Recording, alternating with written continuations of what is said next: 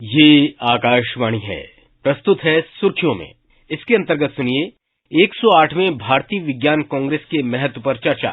इसमें भाग ले रहे हैं विज्ञान प्रसार में वरिष्ठ वैज्ञानिक किनकिनी दास गुप्ता मिश्रा और आकाशवाणी संवाददाता ओमवेश उपाध्याय। डॉक्टर मिश्रा, सबसे पहले मैं आपसे समझना चाहूंगा कि 108वीं भारतीय विज्ञान कांग्रेस की जो विषय वस्तु है उसका आज के समय में क्या महत्व है। अगर हम इस वर्ष की थीम को ध्यान में रखते हुए इस विषय में थोड़ा सा आपसे समझना चाहेंगे। जो 108वीं भारतीय विज्ञान कांग्रेस की थीम महिला सशक्तिकरण के साथ सतत विकास के लिए विज्ञान और प्रौद्योगिकी है, जो आज यानी 3 जनवरी से शुरू हुई और 7 जनवरी 2023 तक जारी रहेगी। पहले आपको इसका थोड़ा सा बैकग्राउंड देना चाहती हूँ कि भारतीय विज्ञान कांग्रेस की शुरुआत 1914 में भारत में विज्ञान के कारण को आगे बढ़ाने और बढ़ावा देने के लिए शुरू किया गया था। तो ये सोचा गया था कि हर बार वार्षिक बैठक के साथ भारत में वैज्ञानिक अनुसंधान को प्रोत्साहित करने के लिए उद्देश्य से इसकी शुरुआत की गई थी। भारतीय विज्ञान कांग्रेस की पहली बैठक 1914 में एशियाटिक सोसाइटी कोलकाता में परिसर में आयोजित की गई थी और पहले सत्र में भारत और विदेशों के विभिन्न हिस्सों से केवल 105 वैज्ञानिकों ने भाग लिया और 33 पेपर पेश किया गया था। इस मामूली शुरुआत से इंडियन साइंस कांग्रेस, जो भारतीय विज्ञान कांग्रेस, अब तक 60,000 से अधिक सदस्यों के साथ एक मजबूत बिरादरी में विकसित हो गया है। इस वर्ष की थीम की महत्व विज्ञान और प्रौद्योगिकी सक्षम विकास और राष्ट्र के विकास पर केंद्रित है। संयुक्त राष्ट्र द्वारा पहचाने गए सस्टेनेबल डेवलपमेंट गोल्स के वैश्विक लक्ष्यों के साथ इसको जुड़ा गया है, जो 17 परस्पर जुड़े उद्देश्यों का एक संग्रह है, जिसे लोगों और समृद्धि के लिए एक स्ट्रैटेजी के रूप में तैयार किया गया है। जैसे कि माननीय प्रधानमंत्री जी ने आज अपने भाषण में कहा कि विज्ञान से भारत को आत्मनिर्भर बनाना चाहिए। इंडियन साइंस कांग्रेस या भारतीय विज्ञान कांग्रेस 108वीं संस्करण का उद्देश्य समाज में समग्र विकास के लिए एसडीजी गोल्स को प्राप्त करने के लिए एक्टिव और महिलाओं की शामिल करने पर विचार विमर्श करना है, जिस पे माननीय प्रधानमंत्री जी ने भी जोर दिया है। और उद्देश्य यही था कि किस तरीके से महिलाओं तक पहुंचने के लिए समानता और महिलाओं को शामिल करने पर विचार विमर्श करना है, जो बदले में जमीनी स्तर पर विज्ञान के सच्चे संदेश वाहक है। महिलाओं के समान योगदान के बिना समाज का समग्र विकास नहीं किया जा सकता है। जैसे कि माननीय प्रधानमंत्री जी ने कहा, हमारी सोच सिर्फ ये नहीं है कि हमें विज्ञान के माध्यम से महिलाओं को सशक्त बनाना चाहिए, बल्कि महिलाओं के योगदान से विज्ञान को भी सशक्त बनाना चाहिए। सरकार शिक्षा, अवसरों और जीवन के सभी क्षेत्रों में उनके बढ़ते समावेश द्वारा उनके उत्थान के लिए लगातार प्रयास कर रही है।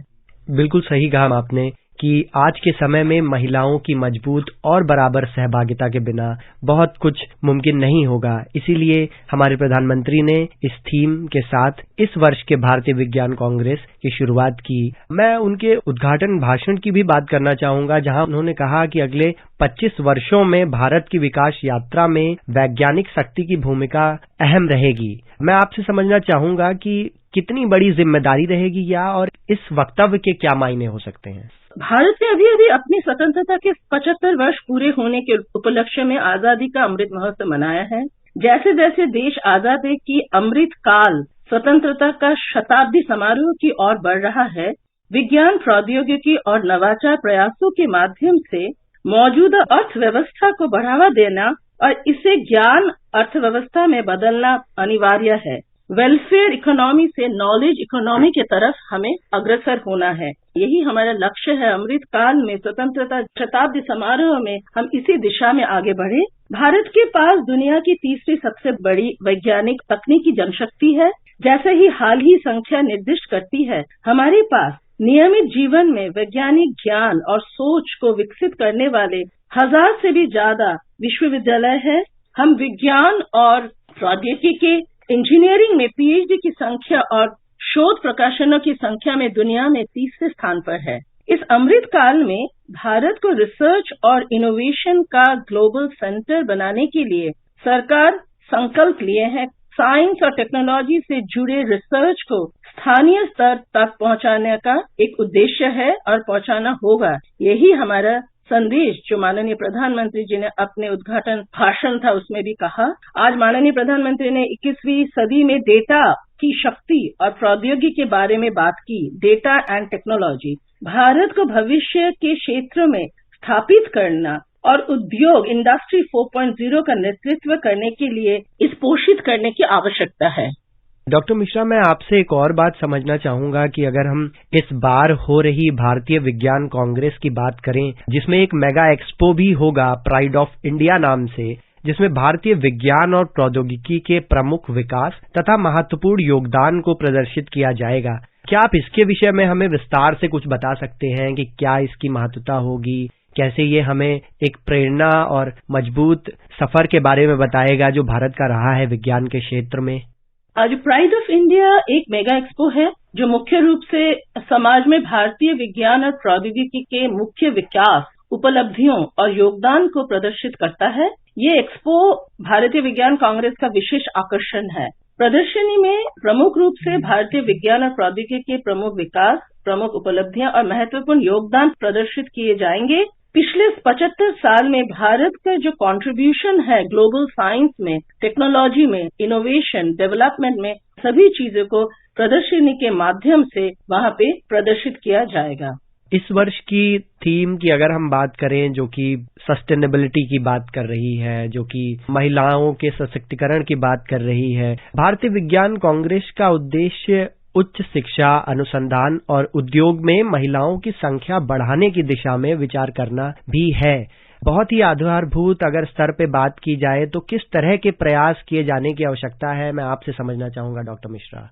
जो वार्षिक भारतीय विज्ञान कांग्रेस आयोजित करने के पीछे सिद्धांत भारत में विज्ञान का उत्सव मनाना और महिलाओं सहित लक्षित दर्शकों के विविध समूहों को पूरा करने के लिए विज्ञान, शिक्षा और अवसरों का प्रसार करना है। महिलाओं के लिए एक अलग क्षेत्र, आला क्षेत्र बनाने के लिए दसियों बड़े पैमाने पर कार्यक्रम और योजनाएं हैं। अगर आप भारत सरकार के जितने भी मंत्रालय हैं और डिपार्टमेंट्स हैं, उस सभी में बहुत सारे ऐसे प्रोग्राम्स एंड स्कीम्स महिलाओं के लिए बनाया गया है ताकि ज्यादा संख्या में महिलाएं science and technology and engineering and mathematics, जिसको हम शॉर्ट फॉर्म स्टेम बोलते हैं, उसमें भागीदारी करे, पार्टिसिपेशन और उनके इन्वॉल्वमेंट हो। कुछ उल्लेख यहाँ मैं करना चाहती हूँ जो इम्पोर्टेंट, जो प्रमुख प्रोग्राम्स एंड स्कीम्स है महिलाओं के लिए, जैसे ACRB power research grant for research in basic science and engineering stream. कुछ हमारे है ACRB power translation grant, mobility grant. ये सभी अंतर्राष्ट्रीय एवं इंटरनेशनल एंड नेशनल लेवल के रिसर्च कोलैबोरेशन को आगे बढ़ाते हैं। उसमें महिलाओं की भागीदारी को बहुत ज्यादा पैमाने में संभावना उनके लिए देती है। बायोटेक्नोलॉजी के क्षेत्र में भी biotechnology career advancement and reorientation programme है जो सिर्फ विमेन साइंटिस्ट के लिए है, जो डिपार्टमेंट ऑफ बायोटेक्नोलॉजी द्वारा है। इसी तरीके से क्यूरी प्रोग्राम है महिलाओं के लिए, जो innovation and research and excellence महिलाओं के उसकी तरफ ये आगे बढ़ाती है। विज्ञान ज्योति एक प्रोग्राम, एक स्कीम है जो मेधावी छात्राओं के लिए है, क्लास 9 से क्लास 12 तक। ये भी department of science and technology द्वारा है। इस तरीके से अगर आप देखेंगे, वाइज किरण स्कीम है DST के, महिला एंटरप्रेन्योर को आगे बढ़ाने के लिए, उनको सशक्त करने के लिए भी भारत सरकार ने बहुत सारे कार्यक्रम, प्रोग्राम और स्कीम्स है। तो इसीलिए इस सभी में और भी अगर हमें महिलाओं को एम्पावर करना है, सशक्त करना है, इस तरह के कार्यक्रम, इस तरह के स्कीम्स और लाने हैं। और उसमें हमें ये जोर देना है कि कैसे हम ज्यादातर महिलाओं को, लड़कियों को जो स्कूल कॉलेज से आगे जा रही है, यूनिवर्सिटीज के बाद भी साइंटिफिक डेवलपमेंट में वो शामिल रहे, उनकी भागीदारी पूर्ण मात्रा में हो। इसीलिए माननीय प्रधानमंत्री ने इस बात पर भी जोर दिया है कि महिलाएं न केवल विज्ञान में सशक्त होंगी, बल्कि महिलाओं के योगदान से विज्ञान भी आगे बढ़ेगा। इस वर्ष के भारतीय विज्ञान कांग्रेस के विषय में हमसे विस्तार से चर्चा करने के लिए और उससे जुड़े अहम मुद्दों पर प्रकाश डालने के लिए आपका बहुत बहुत धन्यवाद डॉक्टर मिश्रा। धन्यवाद। अभी आप सुन रहे थे 108वें भारतीय विज्ञान कांग्रेस के महत्व पर चर्चा। इसमें भाग ले रहे थे विज्ञान प्रसार में वरिष्ठ वैज्ञानिक किनकिनी दास गुप्ता मिश्रा और आकाशवाणी संवाददाता ओमवेश उपाध्याय। ये कार्यक्रम आकाशवाणी के समाचार सेवा प्रभाग द्वारा प्रस्तुत किया गया। इसे आप हमारे mobile app news on AIR और YouTube channel news on AIR official पर भी सुन सकते हैं। इस कार्यक्रम के संबंध में अपनी प्रतिक्रिया आप हमें ईमेल कर सकते हैं। पता है AIRNSDtalks@gmail.com।